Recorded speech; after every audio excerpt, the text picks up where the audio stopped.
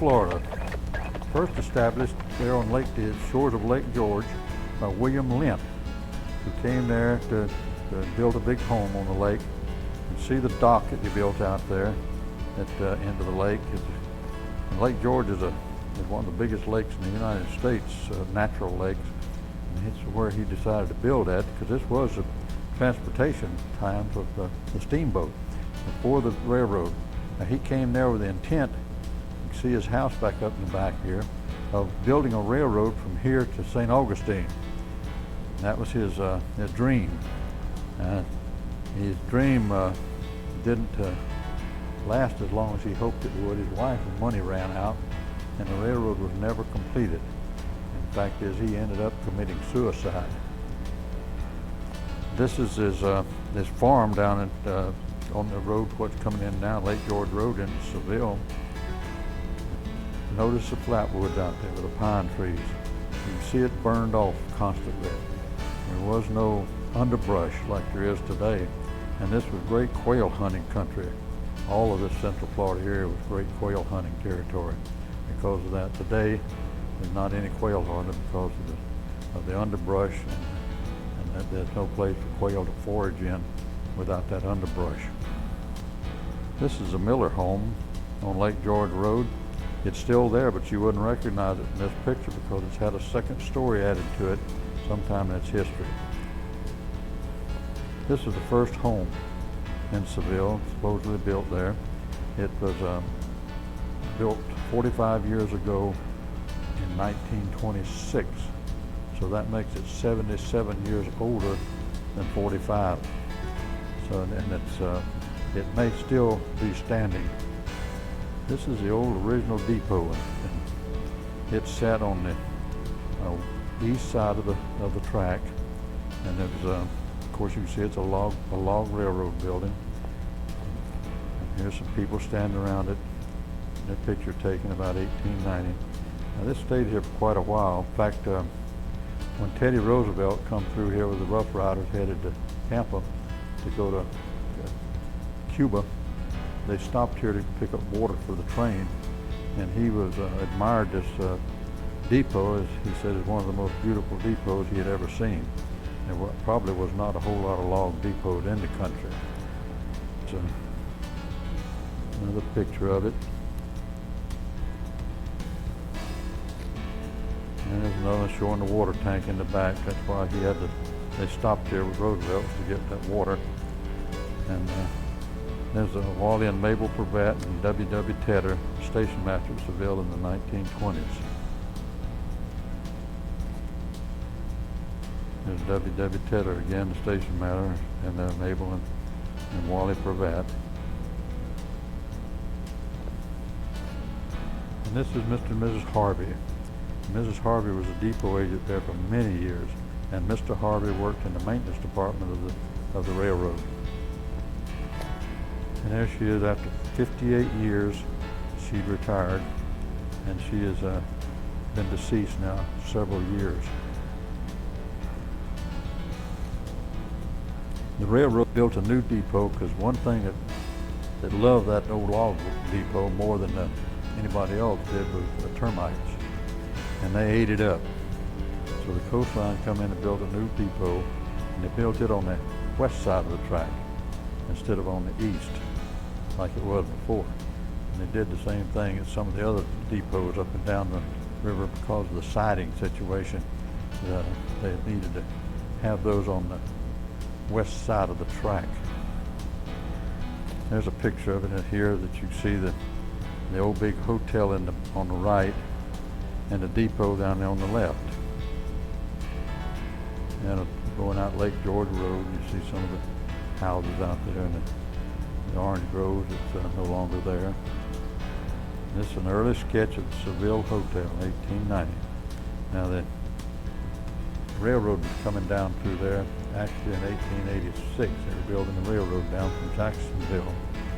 The railroad people had to move out of Jacksonville in 1887 because Jacksonville was quarantined with yellow fever. So they relocated their offices and everything down into the hotel there at Seville until that quarantine was lifted. Here's some different pictures of it in a different time period, 1825. Another picture of it. This is a fine old hotel. It was actually much bigger than it is in this picture, that you can't see the rest of it. It really had a U shape to it. There was a piece across the back, on the back side over there, and it had a big courtyard out in the middle of it. Part of that was torn off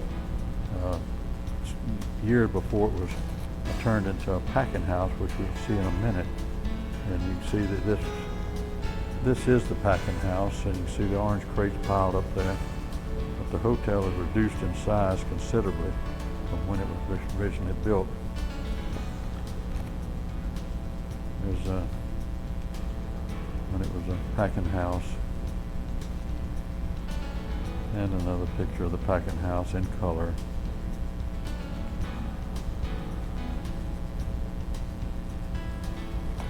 The hotel burned in 1970. It made a spectacular fire because it was built out of fat lighted pine, and it went up like it poured gasoline all over it. It burned so fast, and it was gone in a heartbeat, and there's no more trace of it there today.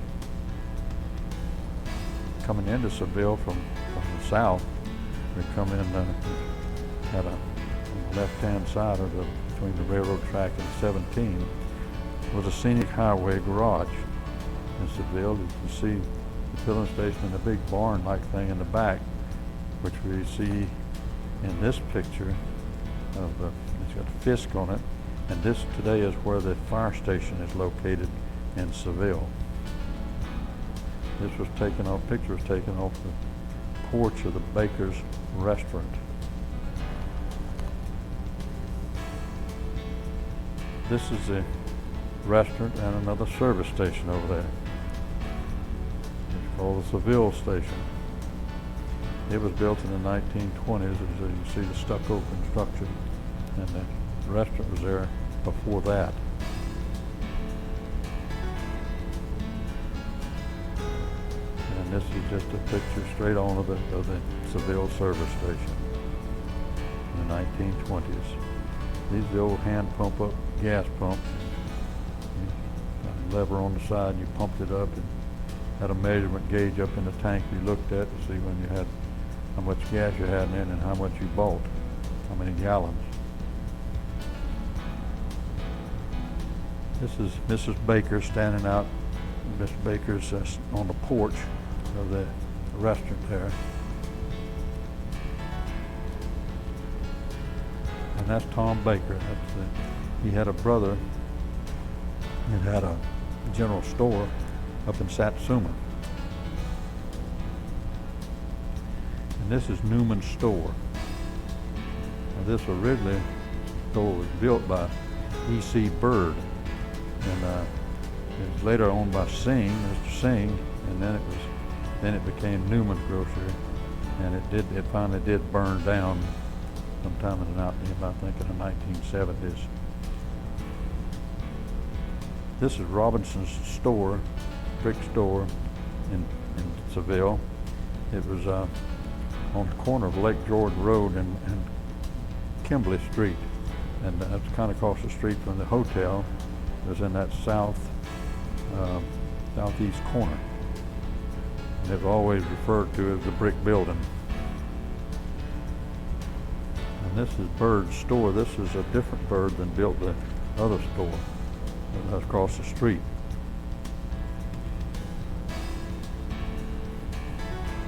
And that's Mr. Bird there, the one that built the store we just saw.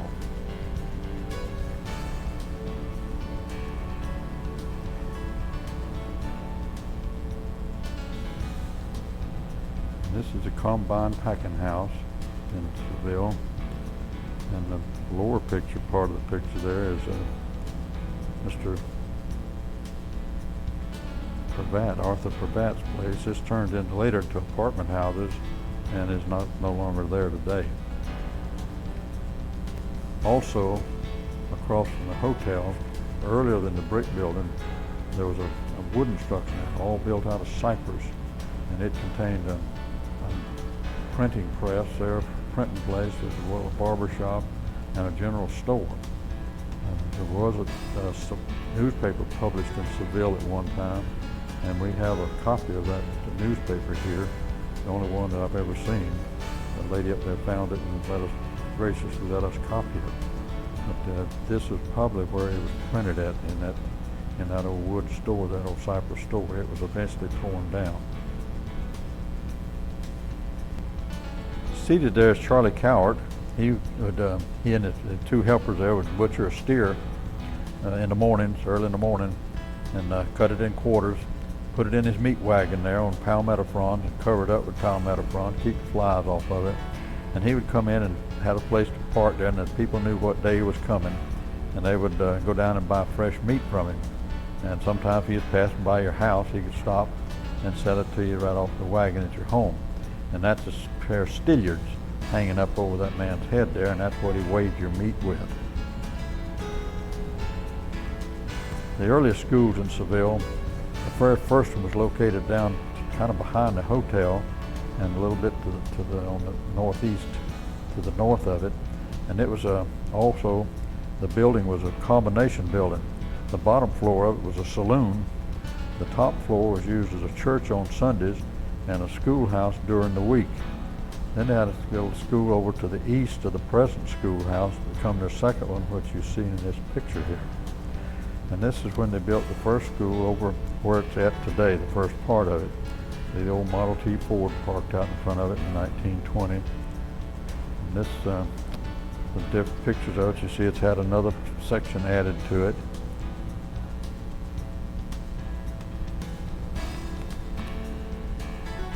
This is some of the students at the school. This is the fourth grade with Sylvia Kenfoot. Kenfoot was a teacher. She's in the third row. June Robinson is in the front row, and Winifred Thigpen is also in that first row.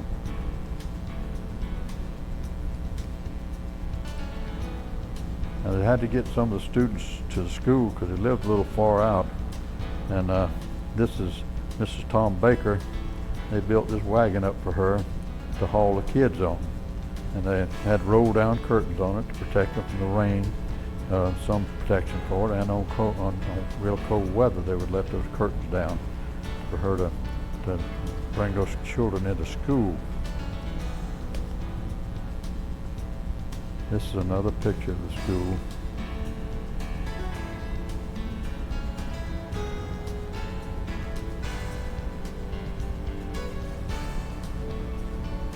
This is out at the McGlon School, out in the community of McGlon, around 1910.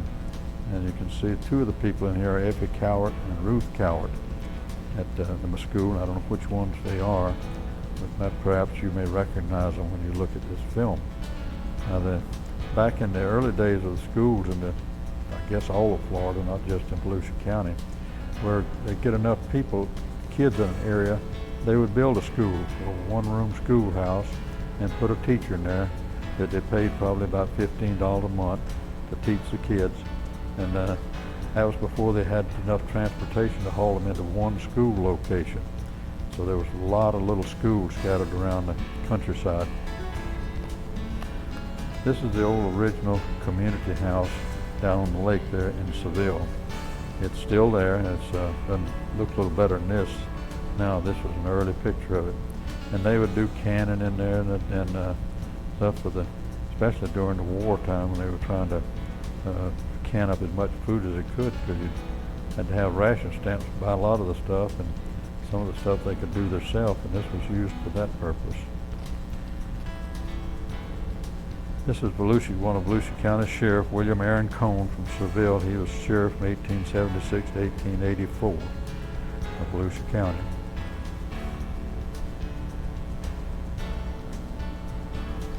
And that's James Robinson. His house was on Lake George Road. And you can see he was an avid quail hunter and doves.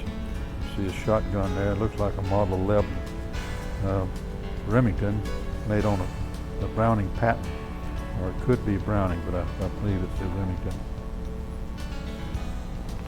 And that's Emmett Robinson and his son Carl in 1900 with a log cart. A lot of the trees were so big that you could only haul one log under it at a time to the mills. But if the trees were small enough, you could put 2 or maybe even 3 under it. And this is Alma May. It was built by Mr. Robinson, and they had to built in town. They had to roll it on logs all the way to Lake George to put it in the water. He later sold that to Bob Allen's father, and he used it in Enterprise as a ferry boat running from Enterprise over to Sanford. And Mr. Bob Allen said as a boy he would ride with his father, and he said, I rode all the world's seas on that boat. But every time we'd go across there, I'd pretend we was somewhere else in the world sailing across the oceans. After the bridge was built there across the St. John's, this was took out of service. The Woodman of the World Lodge. Woodman of the World was a very popular organization one time because along with your dues payments, you got insurance. And of course they were glad to have insurance in case they got died or killed, that their widow would have some kind of income from it and something to bury them with. This old building on the left here that you're looking at is still standing today. It's on Lake George Road, just to the west of the railroad track. This is the Seville Church in the 1930s, and we believe it to be the Baptist church. Don't know who the young lady is. And this is the Methodist church there in Seville. And later there was a church moved from down on Lake Winona, in the community of Winona. There was a little Methodist church there. And when the town folded up and the people all moved out, which wasn't a whole lot of people, but the church was left there standing there, and they moved that church up here to Seville, and sitting in the back, you can see it back there in this picture, and it became a Sunday school department for them. This is the post office in the 1950s. They're sitting on Lake George Road, just west of the railroad track, and that's Joan Smith standing out in front of it. This was the new post office built in the 1980s. It was on 305. It is on 305, just across the railroad, Highway 17, going east. This was the first Causey home. It was built by Mr. Morrison, but the Causeys bought it, I guess, took it over, and they lived in it for quite a few years. And you can see some other pictures of the family out in front of it. The Morrisons, Mr. Morrison is in this picture in the first row. And Grandma sitting there holding the baby. She's 92 years old at the time this picture was taken. The Causeys built another home then right to the west of that that's still standing there today. And you can see some of the family in this picture, Causey family. Now Mr. Causey had worked for William Lente out there on his place, and he committed suicide, and they were doing the property disposal. He was owed money, so he went out there and they gave him a piano and a great big old picture of Niagara Falls. That's what he took for what was owed him. And there's Mary. She died at the age of 17, around 1910. Mary Causey. Now the Causeys were made as most farmers did in the early years, and even up into the 50s and 60s. They grew sugar cane, and they all had their own syrup kettle. If they didn't, they would borrow one of the neighbors or go to the neighbor's place to make their syrup, and they really vied for who'd make the best syrup. And this was a great honor to have the people say yours was the best syrup they had. They tasted, and also you had to watch out for this. If you get it cooked it too long, it would turn to sugar. Eventually, you set it up on the shelf, and it was sugar. Which all you had to do was sit it in a bucket of hot water, and it would return back to its original state. But they didn't like to do that. They wanted it to stay natural until you used it up. Now the other thing was, if you didn't cook it long enough, you couldn't chase it down with a biscuit on the plate because it'd be so watery. You had to be good to make good syrup. And people really prided themselves in the syrup that they could make. all his family here, and some of their friends out there watching them make syrup. This used to be a big affair, as I said, and at night the folks would come out there, and I helped some of the farmers do that, and the people would come out from town at night, and they'd buy syrup and they'd watch them make it, and they'd always save a little juice back, and they want to drink some of that cane juice. There's a group gathered up in Seville, maybe the whole town population, about 1900.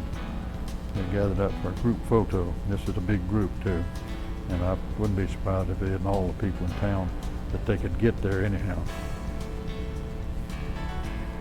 The home of Mr. and Mrs. Harry Pravat. It was on the left-hand side just as you're coming into Seville, and it was a two-story big old house. And Mr. Pravat, they're just wonderful people. I had the pleasure of knowing them, and there's no better folks than they were. Their house, there's another picture of them with an unidentified person about 1950. Their house would eventually burn down, and it was of course, fat lighted pine, and it went up in a big hurry. This is a group photo in 1940 of the Pravat family. And this is the Eric Pravat home on Rollison Road. It was torn down about in the late 1940s, but that home was actually built by DeLand Pravat, which is Eric's father, and they built a brick house right behind this, and then they tore it down.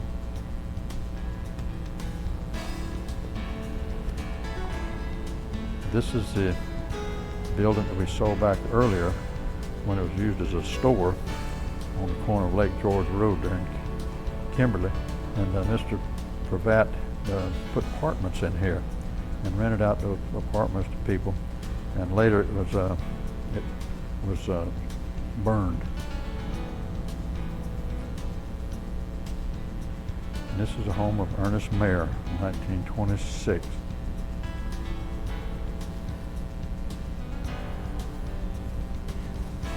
The home of the Orrell family. Now they are out on Rollison Road, and right near where Manly Flowers lives today. And the Orrells were a large family, as you can see. And Bruce Orrell, one of the children, he eventually moved up to DeLand and worked for the Standard Oil Company up here for many years. And he operated a service station right downtown for him. And he eventually moved out to Missouri, and that's where he died. The Cade home. The Cade home was actually on Highway 305 out east of town.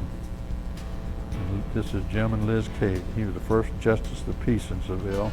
He also served in the legislature and Congress, and he was in Congress when they passed the Women's Suffrage Act. Alex Graham and S.A. Baker, after a ball game, all these little towns had their ball clubs: Pearson, Seville, Crescent City, Orange, DeLand Springs, Orange City, Lake Helen. They all had little semi-pro ball clubs, and they would play on Sunday afternoons in the different towns. They'd rotate around. There was no television back then, so people would really appreciate these ball games and give them something to do on Sunday afternoon. And these guys would, after a ball game, they would climb up in that water tank there for the gun. They'd take a swim in there to cool off until they got caught in there, and they'd run them out of it. But they'd still do it. This old Model T Ford in about 1924, and left to right is Amy Gregg, Bertha Flowers, and Mrs. Papel. Ike Ward. He's 108 years old, 1960 supposedly, and he lived to be about 114. And he had a lot of descendants around there in the Seville area, and to have a video like this would not be complete without a picture of Ike Ward. There was a little pond right down behind his house, between his house and Reynolds' store, and he grew sugar cane around that, and he was another syrup maker. He made good syrup too. Mr. and Mrs. John Graham lived out on Lake George Road. The house is still there, out on the lake just past the community club. And Mr. Graham was county commissioner for several years in the early 50s from what's called District 1, and that was before the county council was voted in and the county commissioners were abolished. This is their home.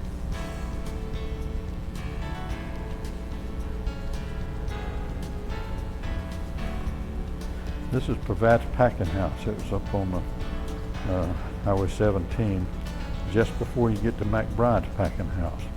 Sit right on the side of the railroad track there. And these packing houses normally were built where there was a siding, at least, so that they could ship the fruit out by rail. You know that Seville was known as the Tangerine Capital of the world up until the freezes in 1983 and 1985 killed all of them out, and they never replanted them. They went to fern instead. And this is just an end view of it. It was finally torn down. McBride packing house on Highway 17, up just to the north of the one packing house we just saw. This was built actually by A.C. Haynes, and he sold it, and he built it in 1920. He sold it to McBride about 1927. You can see all the workers lined up outside here. Here's some more pictures of it. And he also had a railroad stop here, and it was Haynes spelled backwards. I really don't hardly know how to pronounce it, but it's Haynes spelled backwards was the name of the depot. Here's some of the employees there. There was a lot of packing houses back in those days, and most of them looked just about alike inside. They had graders that graded the fruit. They had washers that tumbled the fruit and washed it. Some of them had coloring rooms where they colored it to make it a prettier, brighter orange color. Some of them didn't have it, but some did. And I don't know whether this one did or not. And then they had the packing areas that the ladies would wrap the oranges in individual sheets of paper and pack them in the box with the name of the company up showing on every one of them. These ladies would picking those things up and doing that every day and just take all the skins off the end of their fingers. It would really cut them up, but it was a way to make a few extra dollars every winter for the women in the area where the packing houses were at. This is one of the tangerine groves there, and you see Mr. Haynes and Mrs. Haynes and Mr. Rickensburg. He was a buyer, and then Bill McBride's there with him too.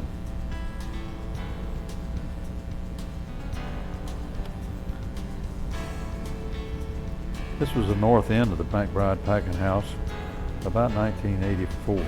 This was between the two freezes in 83 and 85. I don't know how much fruit they were packing that year because most of it froze in that freeze in 83. Some of it, because the freeze that year in 83 occurred on Christmas Eve. Now, a lot of the tangerine crop had already been picked, I'm sure, and shipped out, because tangerines usually were sold during the Christmas season, and that's about all the time it was sold. This later was converted into a fern packing place at what it is today. This is a Gordon home. The old Judge Gordon lived in this house. It was actually built by Mr. Hammond. It was a Hammond depot up to about almost at the county line. It was named for him. He evidently had groves or something that he shipped out of, and had a little place up there where he shipped his fruit out of. All these little old depots have been torn down, every one of them except the one in DeLand. All the rest of them are gone. And this is the Pine Island Fish Camp. Now, fishing was a big part of the money income for the people in the Seville area and some in the Pearson area, as they were allowed to seine fish up until after the Second World War in Lake George.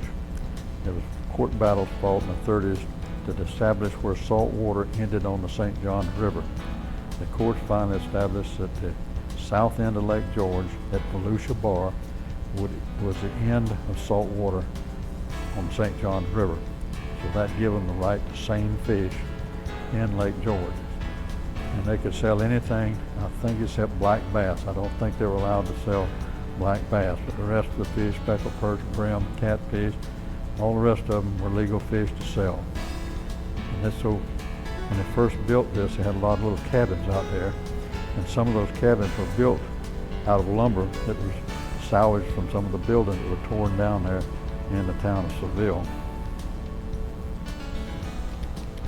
Bet you didn't know there was another Seville in Florida.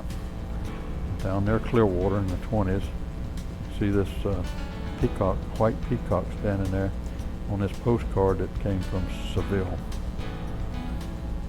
I don't think it's any longer there. And out just south of Seville, down where the old road comes in to the new road down there, was a 9-mile road, and it went out to the Lake George. During the war, the Navy had a target range out there, had a barracks built there for the men to live in that maintained the range, and this is one of the targets they put up out there. And the planes from DeLand and from Jacksonville would come down there and fire on his targets. There's a PBY that was landed there on the lake.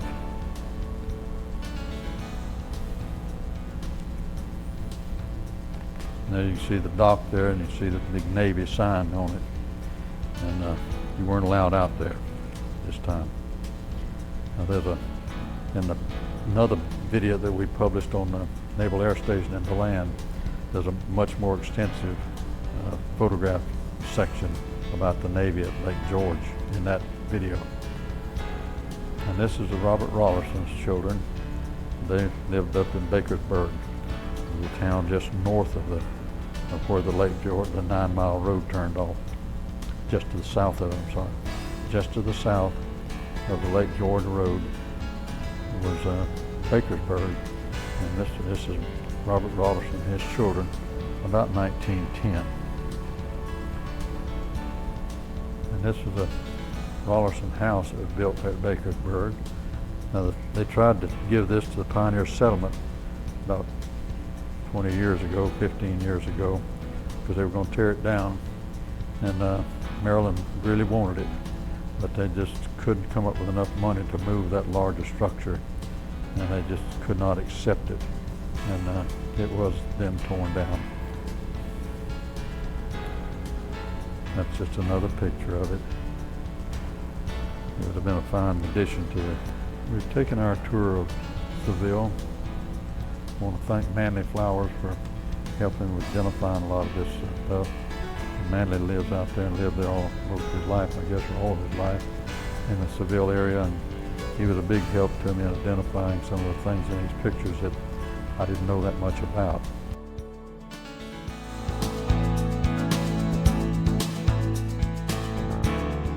Finest things that we look back today that we wish we still had them, but they're no longer here and never will be.